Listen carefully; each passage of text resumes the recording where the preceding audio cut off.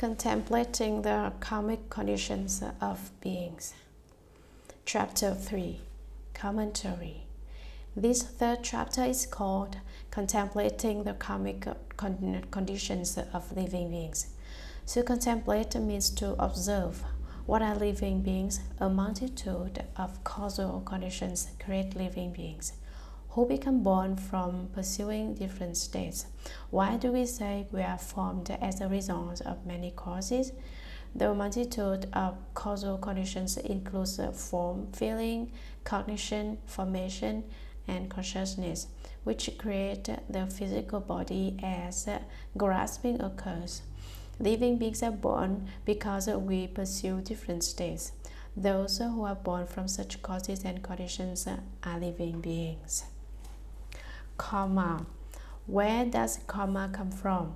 Karma may be created through speech, physical acts, or thoughts. Why is the result karma instead of causes? Causal conditions refer to a single incident. Karma is an accumulation of many causal conditions after a long period of time. Conditions are a set of circumstances that create karma. Every living being has his or her own karmic conditions, and the states that he or she experiences are different. Some living beings always encounter happy states. Why? In the past, they planted good causes, and therefore, in this lifetime, they reap good results. Some living beings always face very difficult situations. Why? It is because in the past, they did not plant good causes. They sowed bad ones instead. Hence, they face such miserable retributions in this lifetime. In general, plant good causes and reap good results. Plant bad causes and reap bad results. We create good and evil personally. No one else makes us to do it. This applies throughout our path to Buddhahood, a destination reached not because other people made us, but because of our hard work at cultivation. Working hard at cultivation is about planting the causes for Buddhahood, which leads to Buddhahood in the future. Do the work of Buddhas and become Buddhas in the future. Do the work of demons and become demons. Did the text not say earlier that the hells are called forth in response to the three evil karmas? Sutra. At that time, the Buddha's mother, Lady Maya, placed her palms together respectfully and asked the Earth-Star Bodhisattva, "Great sage, could you tell us about the different kinds of karma that beings of Jambudvipa create and the resulting retributions that they undergo?" Earth-Star replied, "There are many millions of worlds and lands that may or may not have houses, may or may not have women, may or may not have the Buddha Dharma, and so forth up to having or not having eras and practical Buddhas. Since the worlds differ, the retributions in the house also differ." Commentary. At that time, the Buddha's mother, Lady Maya, gave birth to the Buddha from her left armpit. She died from hemorrhage and was reborn in the heavens. After Shakyamuni Buddha became enlightened, he spoke Dharma of 49 years in over 300 Dharma assemblies. The day before yesterday, someone said the Buddha lectured on more than 300 sutras. That is wrong. The Buddha held over 300 Dharma assemblies. The Buddhist sutras are not limited to more than 300. There are more than several thousand. When the Buddha was about to enter Nirvana, he recalled that he had not delivered his mother to the shore of perfection. So he went to the Trayastrimsha Heaven to speak the Dharma for Lady Maya. Now Lady Maya placed her palms together respectfully and asked the Earth-Star Bodhisattva, Great sage, could you tell us about the different kinds of karma that beings of Jambudvipa create and the resulting retributions that they undergo? How does this happen? So Lady Maya, Earth-star Bodhisattva, replied, there are many millions of worlds and lands that may or may not have hells. For instance, the land of ultimate bliss has neither hells nor any of the three evil paths. On the other hand, our Saha world embodies the three evil paths, the hells, the realm of ghosts, the realm of animals. Those places may or may not have women. Some worlds, ours, for example, have both men and women as well as sages and common people. The land of ultimate bliss has only men. If there were no women, how can there be men? Don't you worry. When the men go to the world of ultimate bliss, they are still men. When the women get there, they become men too. Where do the people of the land ultimate bliss come from? It gives birth to them. If there are no women, how can there be people? This you do not know. People in the world of ultimate bliss do not come from women, but are born transformationally from lotuses. When we recite the Buddha's name once a year, our mother, the lotus in the land of ultimate bliss, grows a bit. The more we recite here, the more our flower grows. The more sincere our recitation, the more fresh our lotus becomes. After death and before becoming reborn as a human, a ghost, or a spirit, our eighth consciousness is in a state between skandhas, or the intermediate skandha body. If we recite the Buddha's name sincerely, when we die, our intermediate skandha body will immediately enter the lotus. When the lotus blooms, a child in the land of ultimate bliss is born. Since the birth originates with lotuses, there are only men and no women. May or may not have a Buddha Dharma. Perhaps there is the Buddha Dharma from the Buddhas there who are speaking the Dharma or Dharma that abides in this country or this world. There are places where no one speaks the Dharma, where there are no Buddha images, sutras, or monastics. The Buddhist sutras say such a place exists in northern Uttarakuru, one of the 8 places of difficulty because it does not have any Buddha Dharma, and so forth up to having or not having hearers and Pratyeka Buddhas. There may or may not be any sound hearers, Pratyeka Buddhas, or Bodhisattvas in these worlds. From the point of view of ordinary people, sound hearers are very happy. In the eyes of the Bodhisattvas, however, sound hearers also suffer.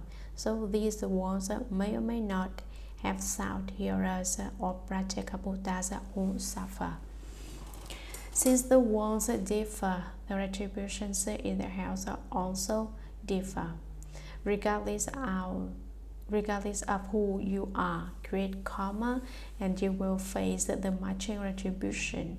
Avoid karma if you want to avoid the retribution that follows. This principle is impartial and equal.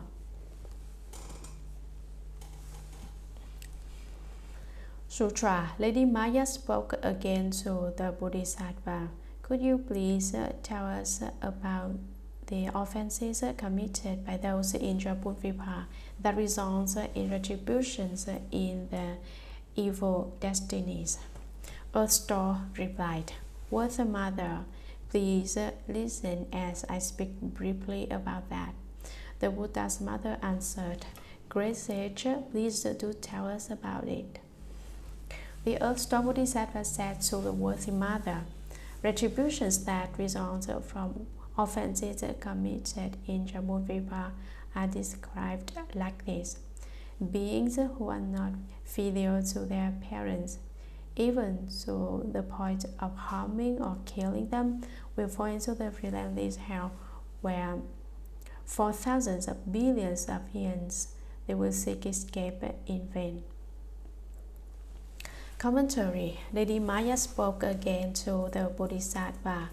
The Buddha's mother repeated to a star Bodhisattva, "Could you please tell us about the offenses committed by those in Jambudvipa that result in retributions in the evil destinies? The awful ones are too far away and I have not been to them. Even if I have, I do not remember. Therefore I asked not about the other ones, but only of Jambudvipa. I wish to know the offenses of those in Jambudvipa, the evil destinies that result, and the retribution from different offenses. I would like to listen. Will the sagely one please tell me?" When a star Bodhisattva heard the Buddha's mother plead in this manner, he answered, "Worthy mother, please listen to what I have to say. As I speak briefly about that type of principle, I will not explain it in detail because I may not even finish in several great eons." The Buddha's mother answered, "Great sage, please do tell us about it." The Buddha's mother heard what a star Bodhisattva said and responded, "I am most delighted and wish for the Bodhisattva to speak."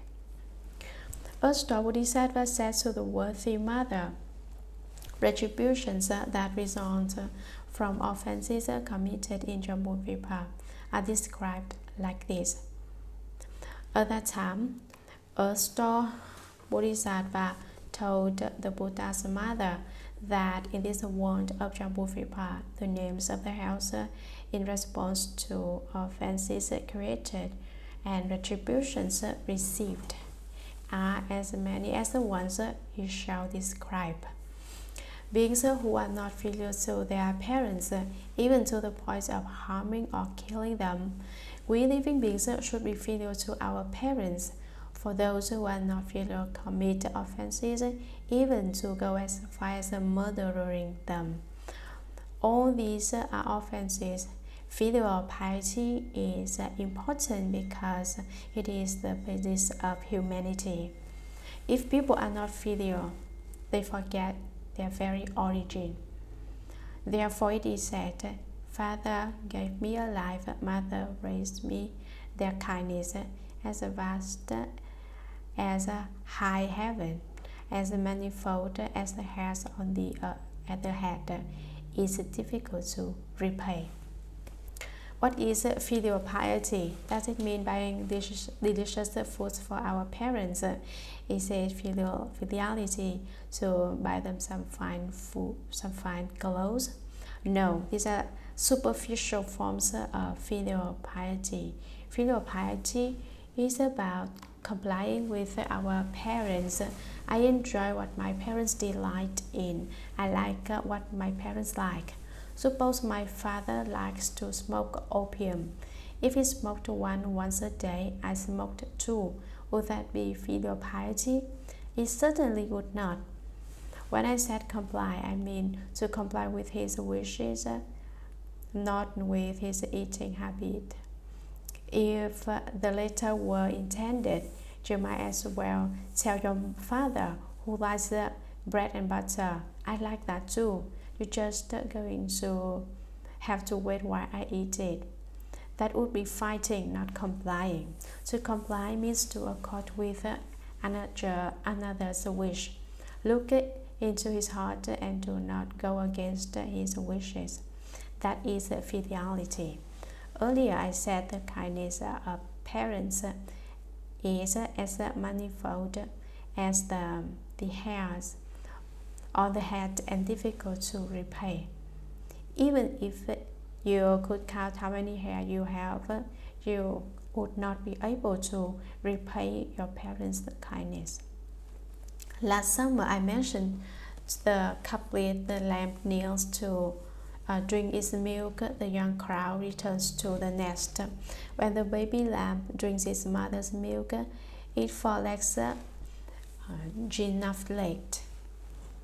Crows are considered filial birds in China because young crows return with food for their aged mother who can no longer fly. Even become baby crows known to be filial. Crows are birds and lambs are animals.